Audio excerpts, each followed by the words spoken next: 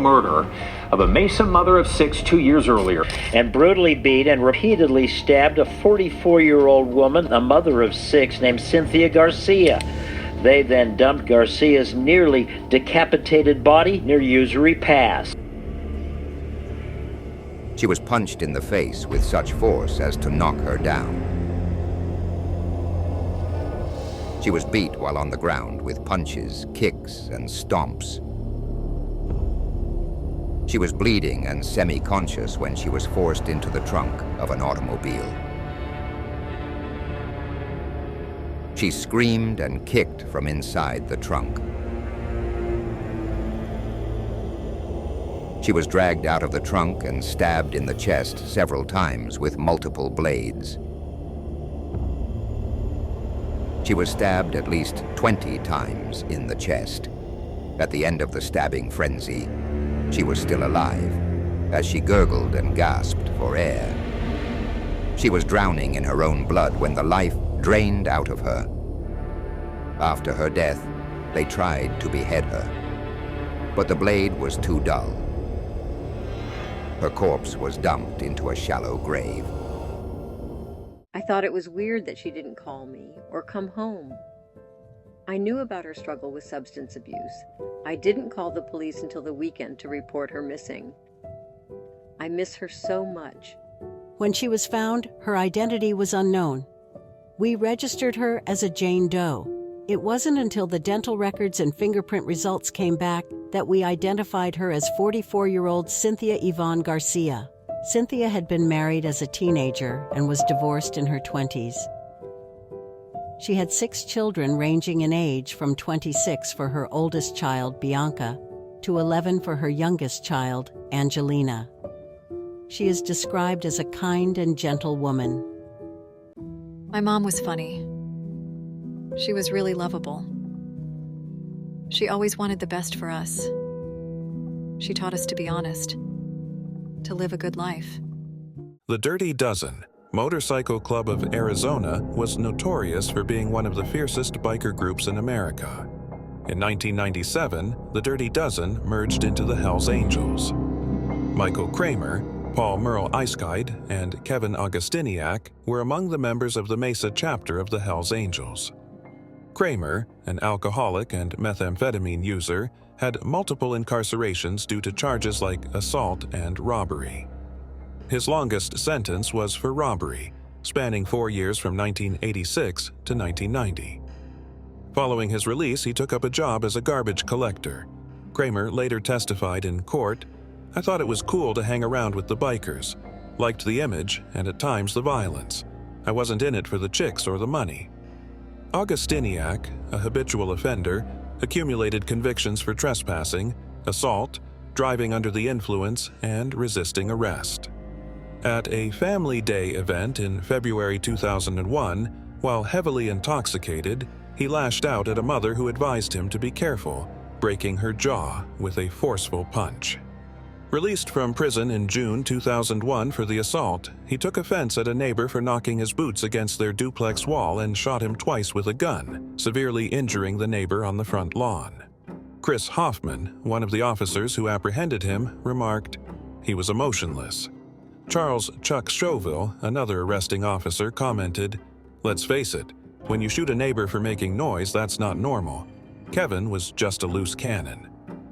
Unlike the blue-collar backgrounds of Augustiniak and Kramer, Eiskide came from a middle-class family and had a thriving career as a stockbroker. Although he maintained a clean-cut appearance, his body was extensively tattooed, featuring the Hells Angels' Death's Head emblem and Hell 666 bound across his chest. Eiskide had no criminal history. Journalist Carrie Drobin noted, "He was unusually handsome. He was charming. He was articulate because he was a former stockbroker. He was very disarming that way, and that was one of the reasons he was construed as so dangerous." On the night of Thursday, October 25, 2001, a group of Hells Angels, displaying their gang insignia, gathered for drinks at a bar in Gilbert, Arizona. When the bar shut its doors at 1:30 a.m., the Hells Angels headed back to their clubhouse to continue their drinking session. Among those present were Kramer, Augustiniak, and Eiskide. They tasked a prospect member, Kelby Randolph, to go on a hunt for women, since they were looking for female company. Randolph eventually returned with Cynthia Garcia, who he encountered on the streets of Mesa. At the Angels Clubhouse bar, Cynthia consumed large amounts of alcohol, creating a light-hearted atmosphere.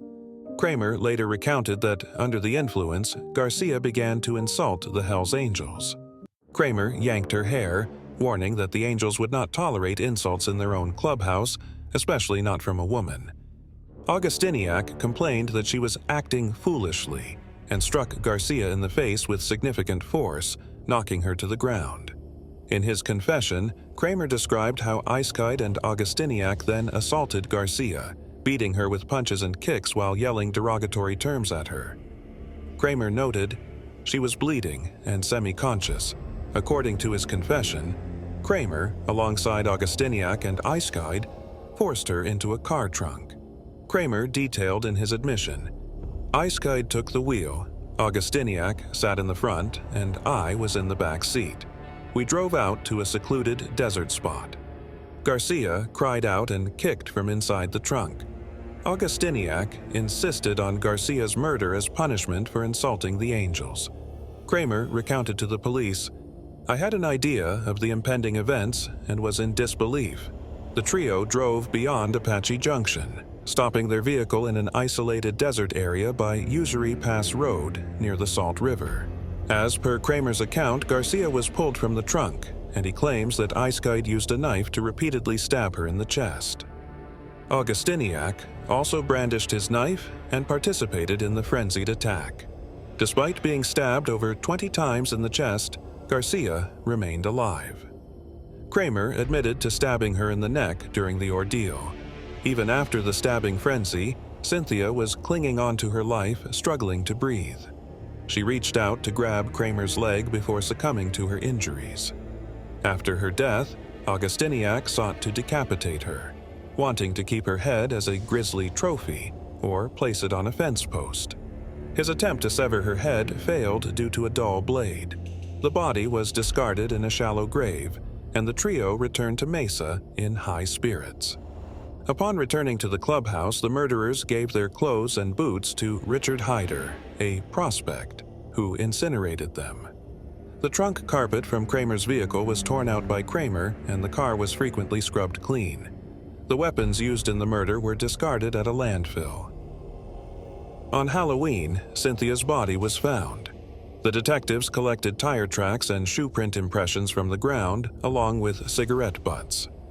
Following the murder, Mike Kramer confessed to detectives that he wanted to become a witness for the state because what happened in the desert was messed up. The murder was messed up. I didn't choose to snitch for money or revenge. It was because of my conscience. Kevin, Augustiniak's attorney, challenged this narrative, saying Kramer presents himself as a somewhat reluctant participant in the entire event. He depicted himself as having this massive moral crisis. But the reality is, he knew he was facing life in prison, so he informed first. A few days after the murder, Kramer had a friend reach out to Sergeant Charles Chuck Chauville about becoming a state's witness. Chauville met Kramer at Stuart Anderson's steakhouse located about 35 miles west of Phoenix in the desert. To verify his involvement with the Hells Angels, Kramer showed Chauville his death's head tattoo on his arm, emphasizing he was genuine and not a poser. Kramer avoided directly addressing the murder, often referring to scenarios as hypothetical. As the discussion ended, Chauville remarked to Kramer, "Something here is off. You keep saying, what if, but what is it you really want?" Kramer replied that he wanted to leave the Hells Angels and receive compensation for testifying against others in the group.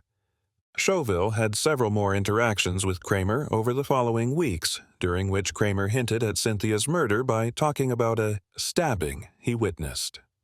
Scoville decided his department lacked the capacity to tackle a Hells Angels-related case, so John Ciccone of the ATF was designated to manage Kramer as an informant. On November 26, 2001, at the ATF's Los Angeles office, Kramer signed on with Ciccone as an informant. Ciccone noted that Kramer shared a substantial amount of intelligence concerning several unsolved murders in the Southwest, as well as drug and firearms operations. However, Kramer didn't directly mention Cynthia's murder, opting instead to refer to a hypothetical murder he might have observed. Kramer assured Ciccone of his readiness to procure weapons and drugs from Hells Angels chapters in California and Arizona. Ciccone commented, "We sent him everywhere. It was a golden opportunity." Since Ciccone was stationed in Los Angeles, Kramer was assigned to the Hells Angels San Fernando Valley chapter. Initially, the police categorized Cynthia's murder as unsolved, and Kramer's ambiguous comments about a stabbing in the desert went unnoticed. In February 2002, Scoville contacted Dr. Fulginiti, a forensic anthropologist in Maricopa County, with the inquiry, "I'm tracking a homicide involving a female, stabbed multiple times, discarded in the desert in the past 6 months." Dr. Fulginiti speculated he was referencing Cynthia's murder. With pressure mounting, Kramer agreed to wear a wire and coax conversations about the murder from Kevin Augustiniak and Paul Eischeid while still denying his own involvement. He arranged a meeting with Eischeid in a room secretly equipped with surveillance equipment by the ATF to bid him farewell due to Kramer's impending move to the San Fernando Valley chapter. While they consumed large quantities of beer, Kramer presented Eischeid with a hunting knife as a gift. Kramer humorously referred to Augustiniak as the Decapitator, prompting Eischeid to express his fondness for the nickname Decapitator Kevin. They allegedly discussed Cynthia's murder, with Eischeid expressing concern about possible evidence tying him to the crime. In the bugged conversation, Eischeid dismissed Cynthia's importance, stating, "She's nobody. No one cares. No one probably reported her missing, probably labeled her as Jane Doe." Eischeid said he was worried about bloodstains on the clubhouse carpet, to which Kramer responded he had cleaned it multiple times.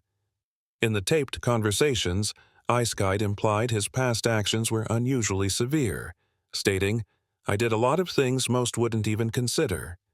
Next, Kramer visited Kevin Augustiniak while equipped with 2 concealed recording devices. They shared a meal at a Chinese restaurant, Long Wong's, in Tempe. Likewise, Kramer bestowed Augustiniak a parting gift of a hunting knife. Augustiniak mentioned that the Mesa chapter members previously considered revisiting the crime scene, an indication of their knowledge of Cynthia's murder. Kramer noted the knife's capability for decapitating women, hinting it wouldn't fail like the previous attempt on Cynthia. Augustiniak commented, "That edge I won't have a problem like I did last time." Kramer encouraged, "Go all the way. That's why I specifically chose this one for you. It seemed you enjoyed yourself last time, but it took too much effort." Augustiniak admitted, "I couldn't finish my task, which was frustrating. I was even shouting at her." Through the recordings, Ciccone discovered that Kramer was also guilty of stabbing Garcia. Ciccone was primarily focused on having Kramer secretly record the Hells Angels as they engaged in various drug and gun transactions. It wasn't until February 2003 that Kramer acknowledged his part in Cynthia's murder through a signed confession, resulting in a sentence of 5 years probation, sparing him any prison time. In December 2003, the AFT conducted operations to apprehend 51 Hells Angels across several states, including Washington, California, Alaska, Nevada, and Arizona. Augustiniak and Eischeid were charged with kidnapping, first-degree murder, and racketeering, asserting that Cynthia's murder was committed to elevate or reinforce their standing within the Hells Angels. Eischeid successfully posted bail, and in 2004, he evaded authorities by cutting off his ankle monitor and fleeing the U.S. 7 years later, in 2011, he was caught in Buenos Aires. He was residing with his Argentinian spouse and child. He was returned to the United States and received a 19-year sentence for second-degree murder. Through a plea agreement, Augustiniak admitted to second-degree murder, and he received a sentence of 23 years. In 2006, Bianca Garcia said her intention was to attend the trials of Augustiniak and Eischeid, stating, "I want to see them. I want them to recognize that she had a family, that she was loved. According to Wikipedia, the Hells Angels are a worldwide outlaw motorcycle club whose participants usually prefer Harley-Davidson motorcycles. In North America, specifically the United States and Canada, the Hells Angels operate under the name Hells Angels Motorcycle Corporation. The club is often referred to by nicknames such as HA, Red and White, and 81. Boasting a membership exceeding 6,000 individuals and 592 established chapters across 66 nations, the Hells Angels holds the title of the largest outlaw motorcycle club globally. Numerous members of the Hells Angels are tangled in organized criminal activities like drug trafficking and are known for engaging in violent disputes with members of rival outlaw motorcycle clubs and crime organizations. Various law enforcement and global intelligence agencies, such as the United States Department of Justice, the Criminal Intelligence Service of Canada, the Australian Federal Police, and Europol, classify the club as a criminal organization. The Hells Angels were established on March 17, 1948, in Fontana, California, when several smaller motorcycle organizations decided to unite. Otto Friedli, a veteran of World War II, played a key role in forming the club after leaving the Pissed Off Bastards motorcycle club due to a dispute with another group. Another account suggests that the Hells Angels began on November 15, 1951, in San Bernardino, initiated by Dick White, who belonged to the Redlands Roadrunners. On their official site, the club attributes its name to Arvid Olsen, a founder's associate who had served in the Flying Tigers' Hells Angels Squadron during World War II in China. However, in a letter to the Guinness Book of World Records penned by an individual representing the Hells Angels, the name is said to have been inspired by the Hells Angels Squadron of the 303rd Bombardment Group that operated in Europe during World War II. It is apparent that the name draws from a historical tradition, as seen in the fierce names American fighter units adopted during World Wars I and II. An example of such is the Hells Angels moniker given to one of the P-40 squadrons of Flying Tigers in Burma and China. The 1930 film by Howard Hughes, Hells Angels, which featured thrilling aviation acts, is thought to have influenced the name chosen by World War II groups. There is some uncertainty around the early history of the Hells Angels, leading to conflicting accounts. The club's first official chapter is believed to have been established in Fontana in 1950. Numerous independent Hells Angels chapters emerged across California in the decade that followed, established by members who wandered from city to city. The San Francisco chapter, often called Frisco, was reportedly started by past members of the Market Street Commandos in 1954. A North Sacramento chapter began in 1956, succeeded by another chapter in Sacramento the next year, formed by the brothers James Mother Miles and Pat Miles, both previously part of the Hell Bent for Glory motorcycle club. This Sacramento chapter eventually disbanded, moving to Richmond as a Nomads chapter in 1965. Ralph Sonny Barger, credited with founding the Oakland chapter in 1957, suggested that other early chapters emerged in the locations like Gardena, often with members unaware of other existing clubs. Among the lesser-known groups was one in North Chinos or South Pomona during the late 1960s. Barger is praised for aiding and uniting these independent charters under a set of unified club bylaws. Some accounts indicate that the San Francisco Hells Angels were established in 1953 by Rocky Graves, a member from San Bernardino. The Frisco Hells Angels underwent a reorganization in 1955 with 13 chapter members and under the leadership of Frank Sadilek as president, featuring a smaller version of the logo. Contrastingly, the Oakland chapter, at the time led by Barger, adopted a larger Death's Head patch known as the Barger Larger, which debuted in 1959 and later became the club's standard emblem. The first branch outside California was inaugurated in Auckland, New Zealand in 1961. The Hells Angels are frequently portrayed in a semi-legendary romantic manner akin to the James Younger gang of the 1800s, seen as free-spirited figures emphasizing camaraderie and loyalty. However, in other portrayals, like the 1966 Roger Corman film The Wild Angels, they are shown as aggressive and nihilistic, essentially a violent criminal group and a societal menace.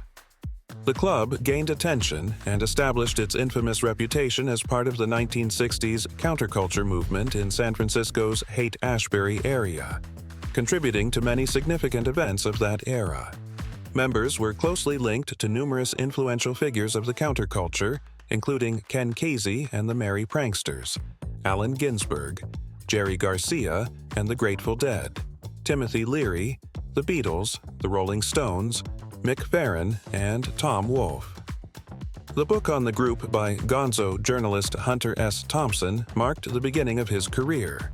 Between 1968 and 1969, their San Francisco base was located at 715 Ashbury, just opposite the Grateful Dead home at 710 Ashbury. In 1973, members from various chapters of the group demonstrated at an Environmental Protection Agency meeting against a proposed transportation plan. This plan aimed to regulate motorcycle use and sales to help California satisfy new Clean Air Act requirements. The official emblem, featuring a death's head of the Hells Angels, is credited to Frank Sadilek, a former president of their San Francisco chapter, according to the club's website. The colors and design elements of their original jacket logo, before 1953, were inspired by symbols from the 85th Fighter Squadron and the 552nd Medium Bomber Squadron. The Hells Angels use a system of patches that resemble military honors. Although the exact significance of each patch isn't publicly disclosed, they represent certain deeds or beliefs of the bikers. Their famed colors, red letters on a white background, give rise to their moniker, the Red and White. Members sport these patches on their leather or denim attire.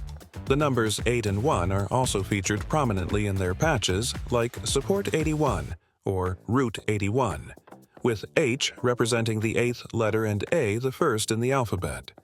These are used by allies to respect club rules limiting the use of their imagery to official members. The club also employs the diamond-shaped 1%er patch, showcasing 1% in red against a white background with a red border. This term arose from the American Motorcyclist Association's alleged statement post-Hollister incident, claiming 99% of motorcyclists adhere to the law while 1% do not, though the AMA labels this story as unverified. Members generally wear a rectangular patch with red letters and a red border, indicating their particular chapter. Another patch with a similar style simply says, Hells Angels. Club members may have a patch naming their role in the club, also red on white with a red border, such as President, Vice President, Secretary, Treasurer, or Sergeant at Arms. This patch is typically situated above their chapter designation. An AFFA patch, meaning Angels Forever, Forever Angels, symbolizes their lifelong commitment to the group. Certain members have a patch with SS lightning bolts below the phrase, Filthy Few. Some in law enforcement suggest it's given to those who have perpetrated or are willing to commit homicide for the club.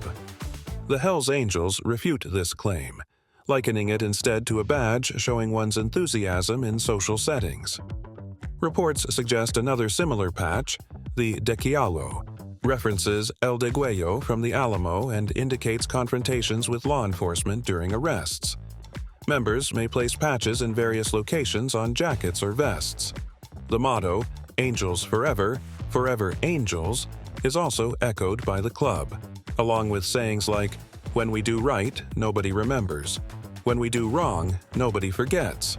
And 3 can keep a secret if 2 are dead. Vincent Big Vinny Girolamo, associated with the New York City charter, coined, When in doubt, knock 'em out. In 1966, the Hells Angels became an official corporation, securing trademarks for the club's name and 4 of its symbols. Their first trademark infringement lawsuit was initiated on October 26, 1989, when the Hells Angels filed a federal case in Los Angeles against Concord New Horizons, the producer of the film Nam Angels, and Media Home Entertainment, the video distributor, for unauthorized use of the club's trademarks. This lawsuit was resolved in court. As reported by the Globe and Mail, the Hells Angels contemplated requesting a court order to prevent the Canadian Broadcasting Corporation from airing the Last Chapter miniseries due to its close resemblance to the club in its depiction of a biker group. In March 2007, the Hells Angels took legal action against the Walt Disney Motion Pictures Group, claiming its movie Wild Hogs used the club's name and logo without authorization. The case was withdrawn voluntarily after Disney assured the Hells Angels that the references would not be included in the movie.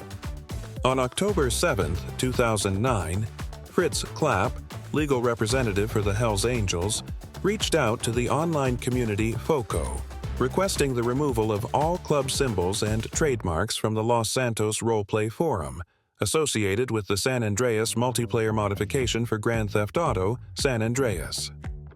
In October 2010, the Hells Angels sued Alexander McQueen for allegedly misappropriating its winged death heads symbol in items from the Autumn/Winter 2010 line.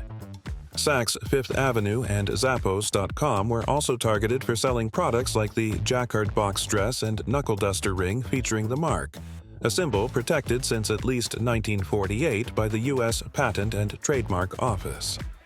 A purse and scarf were also involved in the lawsuit. The Hells Angels attorney commented, "It's not just financial, it involves membership recognition. Wearing one of these rings might upset a genuine member, assuming you're impersonating them." Ultimately, a settlement was reached with all merchandise featuring the logo removed from stores and online, along with the recall and destruction of sold items. In the fall of 2012, the United States District Court for the Eastern District of California saw a lawsuit between Hells Angels and Toys R Us over alleged trademark violation, unfair competition, and dilution related to yo-yos produced by Yomega Corporation, a co-defendant, which allegedly displayed the Death Head logo. Hells Angels claimed the logo could mislead consumers into thinking the toys were associated with them. Yomega countered by seeking the cancellation of Death Head trademark registrations, accusing the registrations of fraudulent procurement. This case also reached a settlement and was dismissed with prejudice. As of December 2013, the Hells Angels operates a retail outlet selling its branded goods in Toronto, Ontario. In 2019, the club pursued legal action against Redbubble in the Federal Court of Australia for trademark infringement, filing another suit in 2021 after presenting proof of ongoing violations by Redbubble.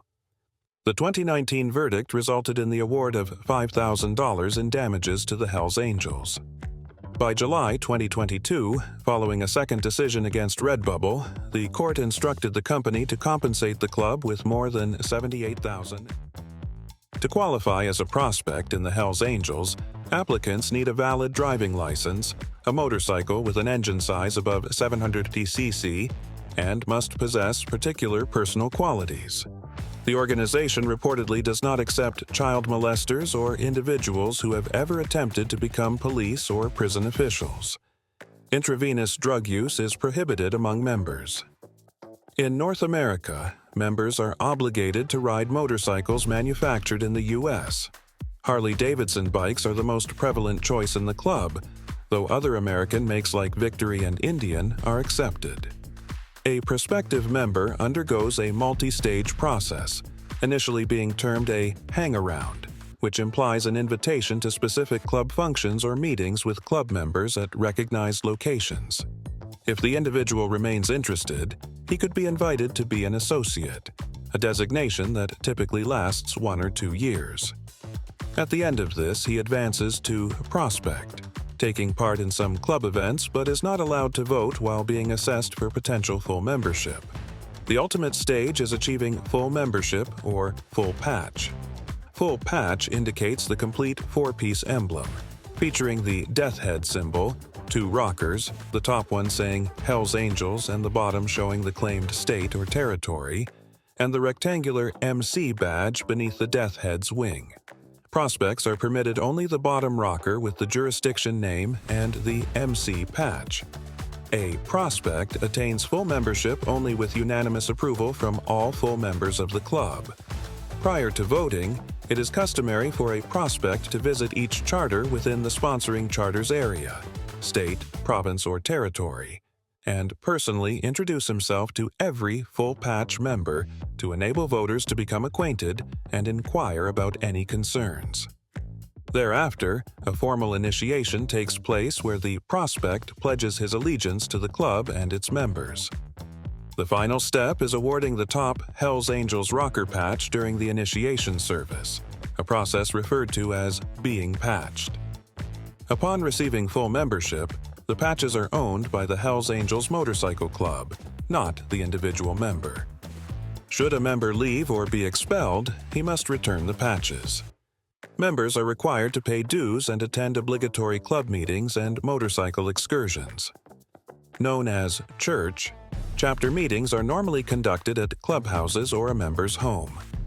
In 1978, the monthly payment was $20 to the local chapter and $10 to the state chapter.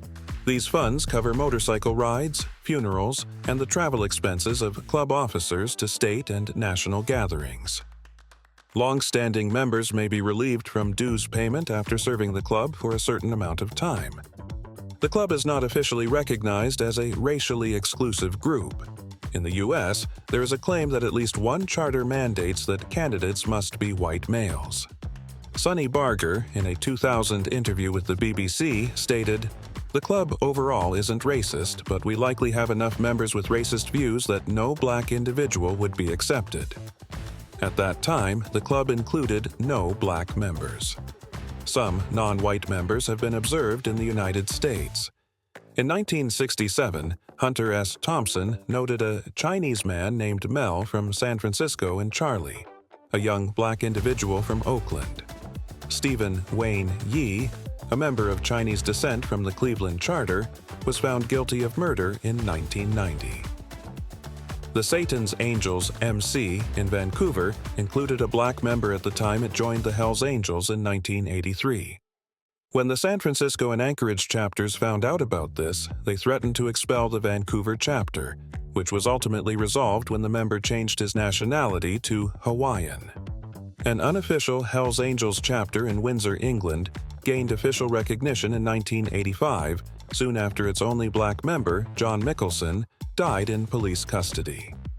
Gregory Woolley is another figure of note, a senior member of the Rockers MC in Montreal, and a protege and bodyguard to Hells Angel leader Maurice Bucce, who had been part of a notoriously white supremacist motorcycle gang, the SS, for 5 years. Woolley became a Hells Angels Montreal associate in the 1990s, and later tried to unify street gangs in Quebec following Bucce's incarceration.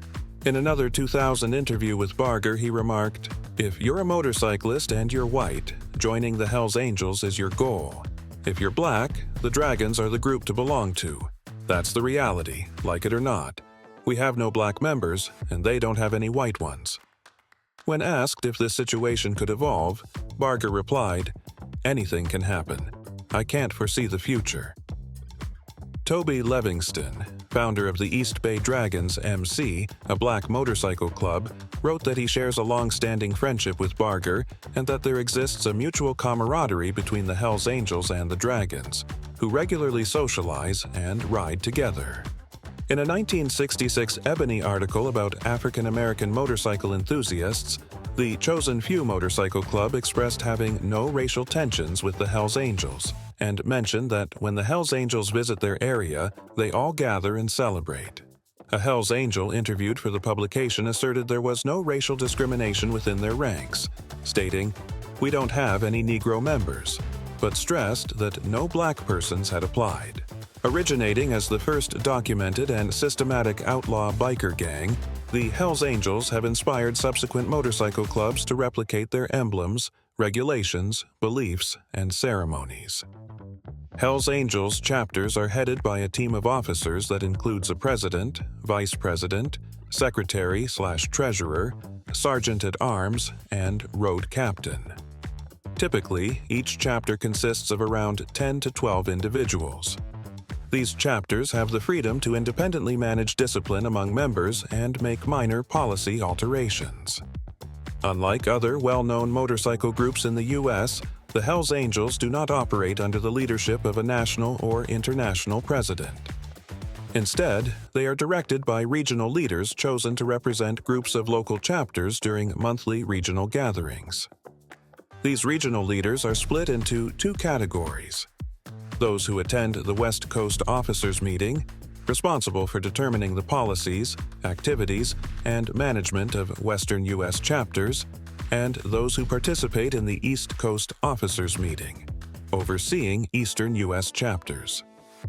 The geographical division between these regions is marked by Omaha, Nebraska. In states where more than one chapter exists, routine state meetings are held in addition to chapter meetings.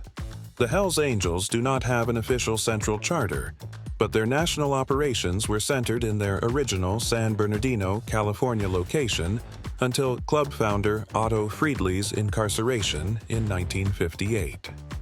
Afterward, their unofficial headquarters shifted to Oakland, California, under the leadership of Sonny Barger, Friedli's successor as the club's unofficial national leader. The Oakland chapter holds the largest membership of any U.S. chapter and has therefore traditionally been recognized as the first among equals due to Barger's influence within the global member community. It is responsible for critical club decisions and the establishment of new chapters. Motorcycle clubs that wish to affiliate with the Hells Angels must apply to the Oakland chapter, where they are assessed and must receive approval before being granted membership. In New York, the Hells Angels Motorcycle Club is registered under the name Church of Angels as a non-profit religious entity. The Hells Angels have recognized more than 100 branches across 29 nations. The first branch outside the United States was established in New Zealand, where the club set up a chapter in Auckland in 1961 and later expanded its influence to gangs in Wanganui. Europe did not see a significant presence of the Hells Angels until 1969, when two branches were established in London. In 1968, George Harrison of the Beatles invited members of the San Francisco chapter to stay at Apple Records in London. Only two individuals, Frisco Pete and Bill Sweet William Fritsch, made the trip. Two Londoners traveled to California, went through the prospecting process, and ultimately joined the club. On July 30, 1969, chapters were granted for South London, an update of the original 1950 South London chapter, and East London. By 1973, these merged into a single chapter named London. The London chapter handled security at several UK underground events, including the 1970 Fun City Festival, organized by Mick Farren. That same year, they gave Farren an approval patch to display on his debut solo album, Mona, which also featured Steve Peregrine Took, credited as Shagrat the Vagrant. In 1977, the Hells Angels entered the Canadian scene when the Popeye Moto Club transitioned into the Hells Angels Montreal chapter. Throughout the 1980s and 1990s, the club significantly expanded throughout Canada. A fierce conflict known as the Quebec Biker War erupted in 1994 and lasted until late 2002, sparked by the Hells Angels' efforts to dominate Quebec's street-level drug trade. Various drug dealers and syndicates opposed this, leading to the formation of groups like the Alliance to Fight the Angels, spearheaded by the Rock Machine. This war saw multiple bombings, numerous casualties, and extensive incarcerations. Over 160 individuals were killed, more than 300 were injured, and upwards of 100 bikers were imprisoned. Some members of the Spanish charter faced legal proceedings for their involvement in a homicide. You can find a directory of recognized charters on the Hells Angels official webpage. Local chapters of the Hells Angels are frequently in charge of smaller motorcycle groups in their area, referred to as support or puppet clubs.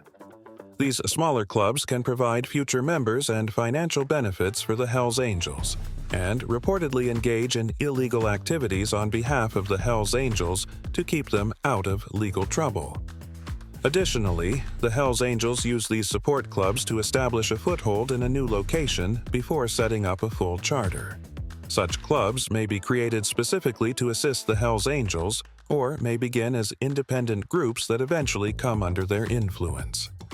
These clubs may seek a relationship with the Hells Angels for protection, or an enhanced reputation. Puppet Club members participate in Hells Angels events and social gatherings with Hells Angels. They are allowed to display a diamond-shaped 81 patch on their vests, symbolizing their connection to the Hells Angels. The Red Devils Motorcycle Club, active in nearly 20 countries, is the most recognized and official support club for the Hells Angels. In Canada, there are over 24 support groups aligned with the Hells Angels.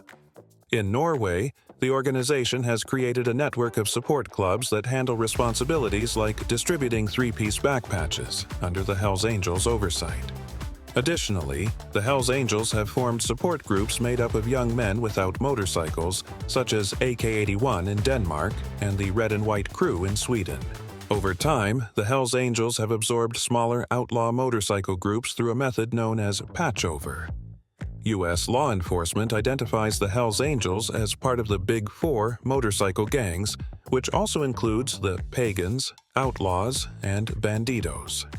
These agencies allege that members engage in extensive violent and organized crimes such as drug distribution, handling stolen goods, extortion, and running prostitution rings. In Australia, the Hells Angels are considered among the Big Six, alongside the Bandidos, Comanchero, Finks, Mongols, and Rebels. Each Hells Angels chapter operates independently. As a result, some avoid illegal conduct, whereas others function more like crime organizations. The members consistently claim they are just motorcycle enthusiasts who come together for recreational riding, social events, fundraisers, parties, and rallies, insisting that any crimes committed are the actions of individuals, not the club as a whole. In May 2019, a court in Utrecht declared a ban on the Hells Angels in the Netherlands, making it the first nation to do so entirely. The judge described the club as a danger to public order and the rule of law. While countries like Germany had previously banned specific chapters, they had not prohibited the entire organization. On July 15, 2022, the Supreme Court of the Netherlands upheld this ban, making it definitive.